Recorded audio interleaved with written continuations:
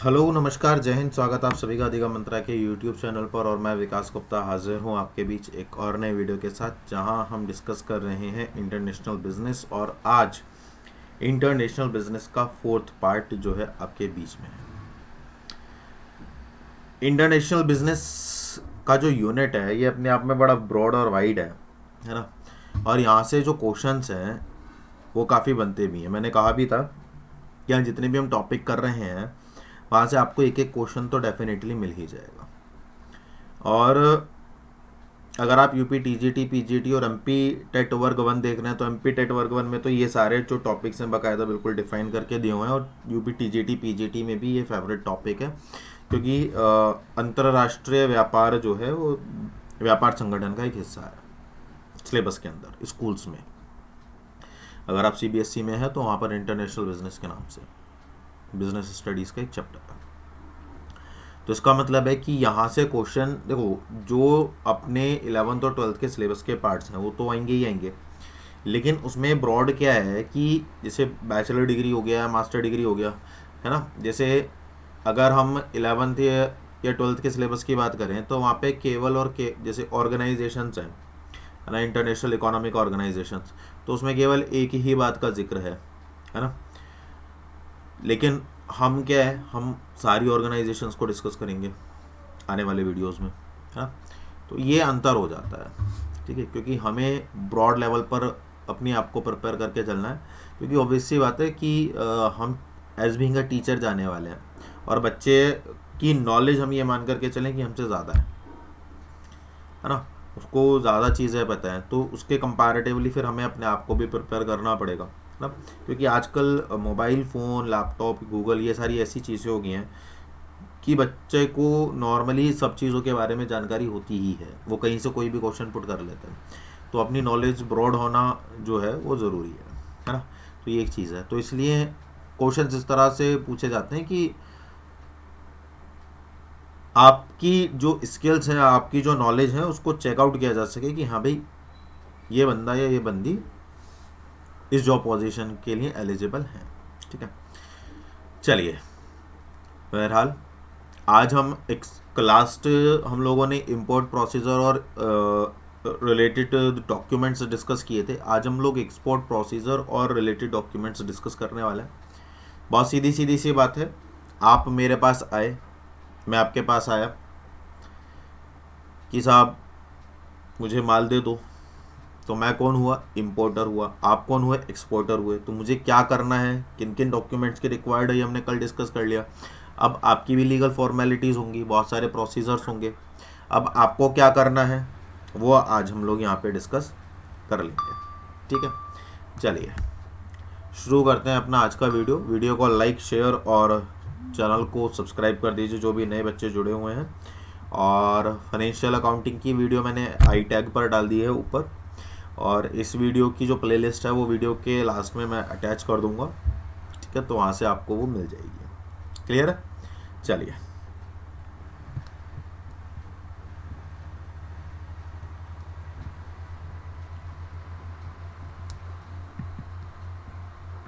Export माने आयात या निर्यात, है ना। एक्सपोर्ट माने निर्यात, एक देश से दूसरे देश में भेजना। कोई भी देश जितना प्रोडक्शन करता है वो उतना कंजम्पशन नहीं कर सकता। जैसे भारत है, भारत फूड ग्रेन्स प्रोड्यूस करता है, लेकिन भारत इतना कंजम्पशन नहीं कर सकता। तो उसको क्या पड़ता है, उसको ज़रूरत पड़ती है कि वो उसका प्रॉपर यूटिलाइजेशन कर सके। तो इसके लिए वो कुछ नए कस्टमर्स ढूंढता है जिन्हें उनकी आवश्यकता है। तो ऐसे लोग देश से बाहर मिलते हैं, तो वो अलग अलग कंट्रीज़ में जाते हैं कि भाई आपको क्या ये प्रोडक्ट चाहिए, तो हाँ चाहिए। तो फिर हम क्या करते हैं, हम उसको एक्सपोर्ट करते हैं। क्लियर। तो कोई भी गुड्स या सर्विस, ठीक है, कोई भी गुड्स या सर्विस जो एक देश से दूसरे देश में दी जाती है उसको क्या कहा जाता है,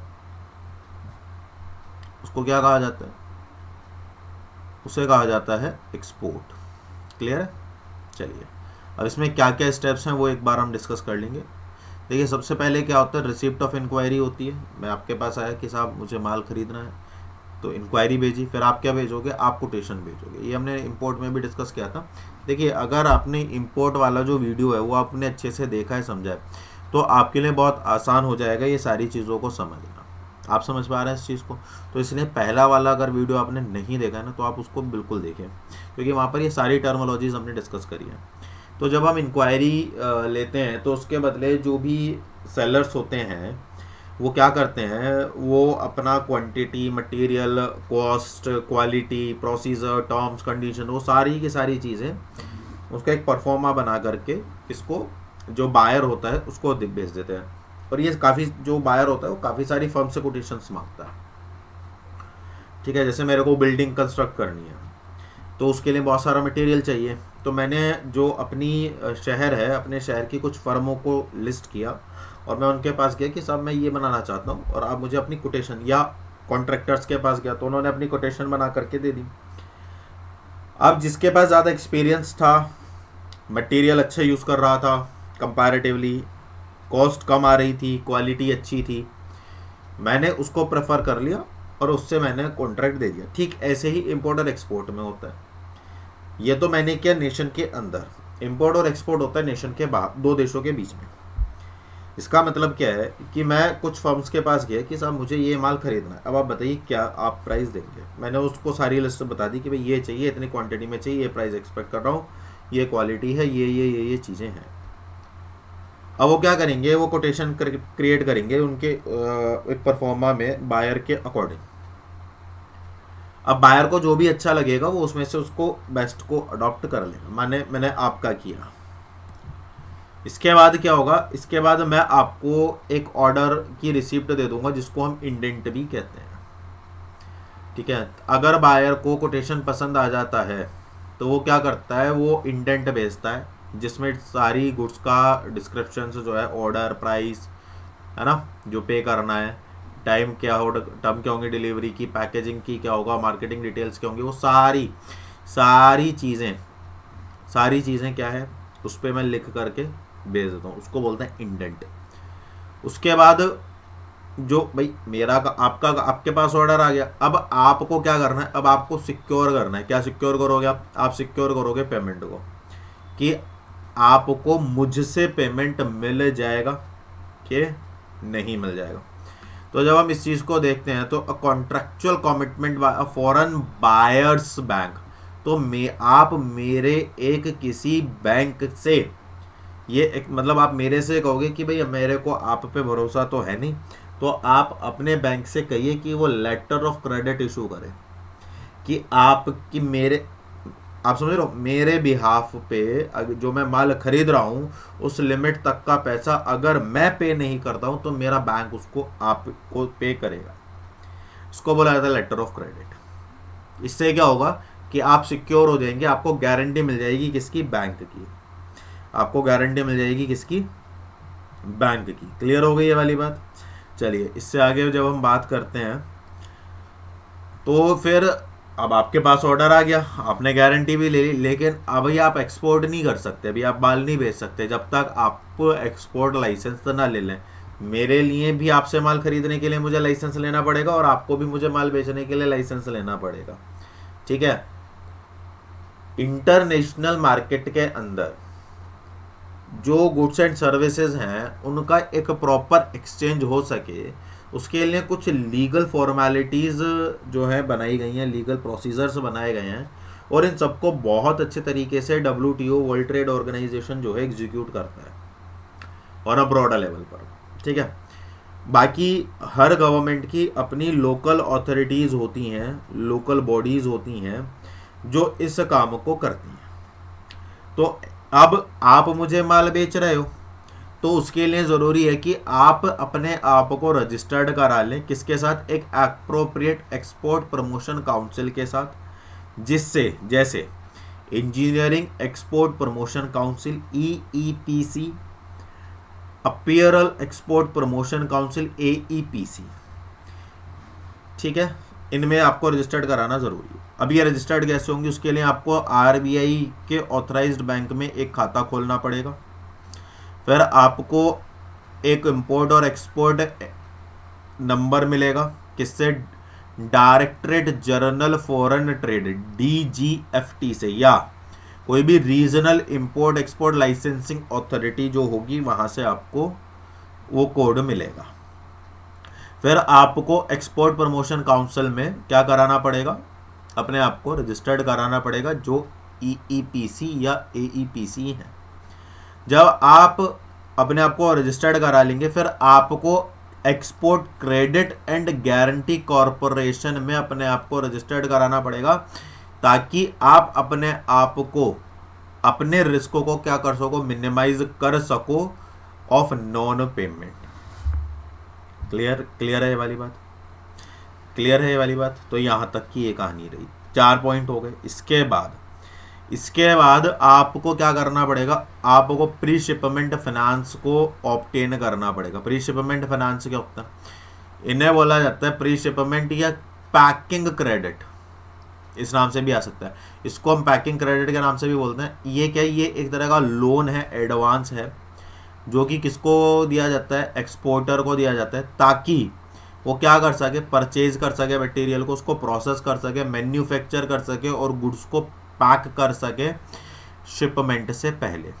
ठीक है ना। तो शिपमेंट से पहले उसको कुछ देना पड़ेगा, उसको सारी जो तैयारियां करनी पड़ेंगी, उसके लिए उसको पैसे की क्या होती है, ज़रूरत होती है। उसको बोला जाता है ऑब्टेनिंग प्री शिपमेंट फाइनेंस या पैकिंग क्रेडिट।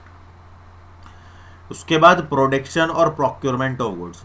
ठीक है, जब वो उसके पास फाइनेंस आ जाएगा तो वो जो जितनी भी गुड्स हैं उनको क्या करेगा, उनको प्रोड्यूस करेगा, उनको रॉ मटेरियल को अरेंज करेगा कि कहाँ से वो सारी चीज़ें अरेंज कर, रॉ मटेरियल, लेबर, मशीन जो भी रिक्वायर्ड है उन सबको अरेंज करेगा। फिर अपना प्रोडक्शन क्या कर लेगा, रेडी कर लेगा। अब जब रेडी कर लेगा तो उसको प्री शिपमेंट इंस्पेक्शन करेगा। वो क्या करेगा, प्री शिपमेंट इंस्पेक्शन करेगा।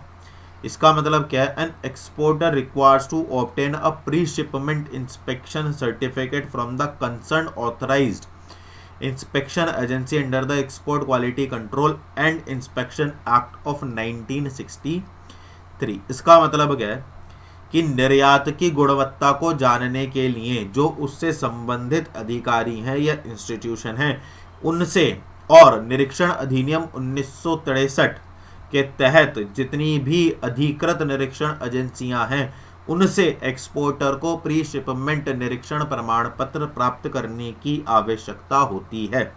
क्लियर हो गई ये वाली कहानी। चलिए आगे बढ़ते हैं साहब। इसके बाद एक्साइज क्लियरेंस।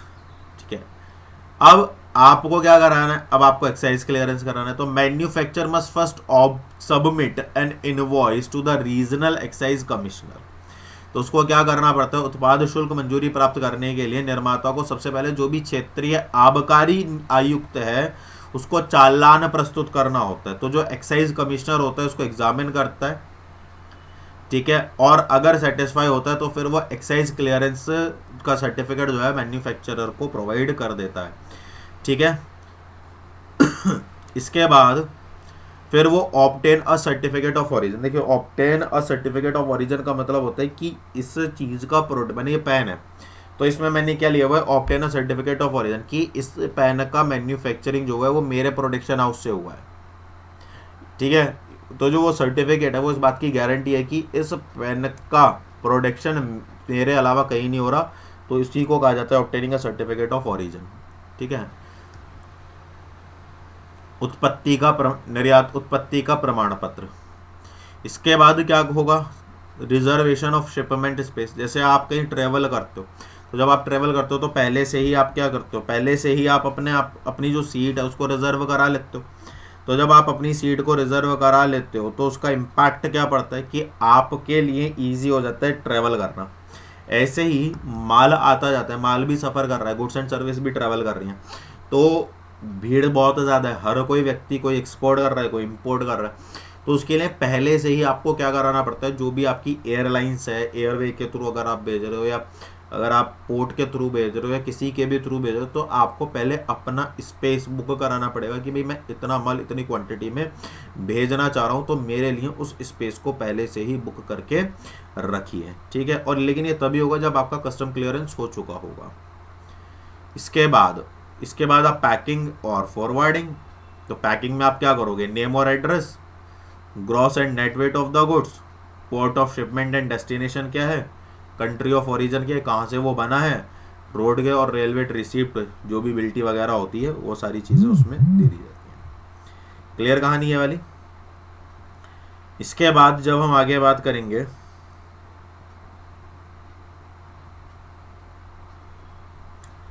इसके बाद जब हम आगे बात करते हैं, एक सेकंड देना, तो आगे आता है फिर इंश्योरेंस ऑफ गुड्स। ठीक है, माल तैयार हो गया। अब देखो हमें दिक्कत है, अगर आप रेलवे के थ्रू भेज रहे हो, एयरवेज के थ्रू भेज रहे हो, चाहे जहाज के थ्रू भेज रहे हो, लेकिन उस माल को भेजने में रिस्क है। दूसरे देश से जब भी कोई माल भेजा जाता है तो उसमें सबसे ज़्यादा रिस्क होता है। तो हम क्या कराते हैं, उस रिस्क को अवॉइड करने के लिए, तो ट्रांजिट रिलेटेड रिस्क को अवॉइड करने के लिए हम उस गुड्स का क्या करा लेते हैं, इंश्योरेंस करा लेते हैं, वो ज़रूरी होता है। इसके बाद क्या होगा, कस्टम क्लियरेंस होगा। आगे अभी मैंने डिस्कस किया था ना। तो उसके बाद एक्सपोर्टर क्या करेगा, शिपिंग बिल तैयार करेगा। उसकी 5 कॉपी जो है तैयार की जाएंगी, किसके साथ, फॉलोइंग डॉक्यूमेंट्स के साथ। कौन कौन से डॉक्यूमेंट होंगे, एक्सपोर्ट कॉन्ट्रैक्ट और export order, letter of credit जो इंपोर्टर ने भेजा था, commercial invoice, bill of exchange, certificate of origin जो एक्सपोर्टर ने गेन किया था, और सर्टिफिकेट ऑफ इंस्पेक्शन की भाई हमारा माल बिल्कुल सही है। पीछे हमने डिस्कस किया था ना कि क्वालिटी चेक वगैरह की जाती है ना। इसके बाद मरीन इंश्योरेंस पॉलिसी, ये जो हमने अभी डिस्कस किया है। यहाँ तक बात क्लियर हो गई। अब जब यहाँ तक बात क्लियर होगी तो आगे हम बात कर रहे हैं ऑब्टेनिंग मेट्स रिसिप्ट। ये बहुत इंपॉर्टेंट है, कई बार पूछा गया और बच्चे यहाँ पर कई बार कंफ्यूज भी दिखे हैं। ठीक है, अब यहाँ का क्या मतलब है इसको समझते हैं। जब गुड्स एक बार लोड कर दिया जाता है शिप में, तो जो कैप्टन होता है शिप का, वो एक मेट रिसिप्ट इशू करता है। तो मेट रिसिप्ट कौन इशू करता है, captain of the ship. Important है, बहुत इंपॉर्टेंट है। किसको इशू करता है, पोर्ट सुपरिटेंडेंट को। तो अब यहां पर क्या होता है, यहाँ पे क्वेश्चन ये बनता है कि mate receipt is issued by या इशूड टू, है ना, दोनों चीजें आ सकती हैं। अगर इशूड बाय है तो कैप्टन ऑफ द शिप, और किसको इशू की जा रही है, पोर्ट सुपरिटेंडेंट को। ऑप्शंस क्या बनते हैं अगर दोनों ही केसेस में, captain of the ship, port superintendent, exporter और इंपोर्टर। तो बच्चे यहाँ पर कई बार गलत कर जाते हैं। ठीक है, अब जैसे ही जो है पोर्ट ड्यूज वगैरह रिसीव कर लिए जाते हैं, तो पोर्ट सुपरिटेंडेंट क्या करता है, मिड रिसिप्ट को पास कर देता है किसको, एक्सपोर्टर को डायरेक्टली, और throw the C&F agent. C&F होता है कॉस्ट एंड फ्राइट। ठीक है, लागत एवं भाड़ा, जो एजेंट्स होते हैं उनके थ्रू वो एक्सपोर्टर को दे देता है। मेट रिसिप्ट में क्या क्या इंफॉर्मेशन होती है, it contains information like name of vessel.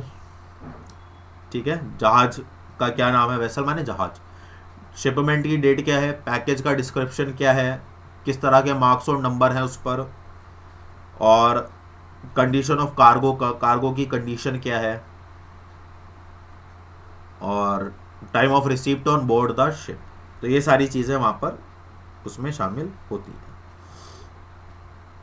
Clear है। चलिए इसके बाद आगे जब हम बात करेंगे तो payment of freight and issue of bill of lading. जब मेड रिसिप्ट प्राप्त हो जाती है तो जो शिपिंग कंपनी होती है वो फ्राइट चार्जेस को कैलकुलेट करती है, जो भी कंसर्न गुड्स उसमें रखा हुआ है उसका पेमेंट कर दिया जाता है। इसके बाद क्या होता है, इसके बाद इनवॉइस की प्रिपरेशन की जाती है। जैसे ही goods are set for transmission, तो जो एक्सपोर्टर होता है वो एक invoice stating the number of goods and amount to be cleared by an importer. Also the C&F agent has to get the invoice duly attested by the custom. तो वो क्या करता है, वो एक चालान जारी करता है जिसमें आयातक द्वारा जितने भी माल की संख्या और राशि बताई जाती है उसके आधार पर, और C&F एजेंट जो सीमा शुल्क है उसको सत्यापित करने के बाद वो जो भी एक बिल है सारा कुछ मिलाकर के एक बिल तैयार कर लेता है। सिक्योरिंग पेमेंट, इसके बाद क्या करता है, once the shipment is done, उसके बाद शिपमेंट हो जाएगा, उसके बाद गुड्स जो है वो रीच हो जाएंगी डेस्टिनेशन पोर्ट पे, और इम्पोर्टर को ज़रूरत होगी फॉलोइंग डॉक्यूमेंट्स की to claim the title of goods. अपना माल प्राप्त करने के लिए उसे कुछ गुड्स की आवश्यकता होगी। अब जिन गुड्स गुड्स को ऑब्टेन करने के लिए उन्हें कुछ डॉक्यूमेंट्स की आवश्यकता होगी। अब वो क्या क्या हैं वो समझ लेते हैं। एक तो verified copy of invoice, invoice of landing, packing list, insurance policy, certificate of origin और लेटर ऑफ क्रेडिट। तो इन सब को दिखाने के बाद जो पोर्ट सुपरिटेंडेंट है उसे दिखाने के बाद है ना, वो क्या कर लेता है, वो अपना माल ले लेता है। ठीक है, तो ये इसका प्रोसेस है। और ये डॉक्यूमेंट है गुड्स से रिलेटेड, शिपमेंट से रिलेटेड और पेमेंट से रिलेटेड। गुड्स से रिलेटेड हमें कौन कौन से शिप डॉक्यूमेंट प्रिपेयर करने पड़ते हैं, एक्सपोर्ट इनवॉइस है ना, packing list, certificate of origin और सर्टिफिकेट ऑफ इंस्पेक्शन, ये तो गुड्स से रिलेटेड हो गए। शिपमेंट से रिलेटेड हमको क्या करना पड़ता है, मेट रिसिप्ट, जो भी मैंने shipping bill, bill of landing, marine insurance policy. फिर पेमेंट के लिए है letter of credit, bill of exchange और उसके बाद बैंक सर्टिफिकेट। तो ये जो है डॉक्यूमेंट्स रिक्वायर्ड होते हैं और ये सारे डॉक्यूमेंट्स हम लोगों ने अभी डिस्कस किए हैं। ठीक है, तो ये ज़्यादा बड़ा नहीं रहा, उसका कारण है कि कल हम लोगों ने इससे रिलेटेड काफ़ी कुछ जो है डिस्कशन कर लिया था। ठीक है ना, तो इसलिए आज ये थोड़ा जल्दी हो गया और मुझे लगता है कि ये चीज़ें आपको समझ में आ गई होंगी। फिर भी अगर आपको लगता है कि कहीं कोई डाउट है, क्वेरी है, कोई प्रॉब्लम है, तो आप मुझे कमेंट सेक्शन में लिख सकते हैं, वरना आप मेल भी मुझे कर सकते हैं। और अगर आपको वीडियो अच्छा लगा है, पसंद आ रहा है और इंटरनेशनल बिजनेस का जो अपना कॉन्सेप्ट है, ब्रॉड कॉन्सेप्ट है, उसको मैं कोशिश कर रहा हूँ कि कैसे ईजीएस्ट लैंग्वेज में आप तक उसको डिलीवर कर पाऊँ, ताकि आप उसे समझ करके अपने जो मार्क्स उसको सिक्योर कर सकें। तो अगर आपको वीडियो अच्छा लग रहा है, पसंद आ रहा है, तो वीडियो को लाइक कीजिए, कमेंट्स कीजिए, अपने फ्रेंड्स, रिलेटिव्स, कलीग्स, स्टूडेंट्स के साथ शेयर कीजिए और अपने सोशल मीडिया प्लेटफॉर्म्स पर भी प्लेटफॉर्म को शेयर कीजिए ताकि ज़्यादा से ज़्यादा लोग कनेक्ट हो सकें। मिलेंगे कल आपसे एक और नए टॉपिक, नई वीडियो के साथ। तब तक अपना ख्याल रखिए, खुश रहिए, जय हिंद।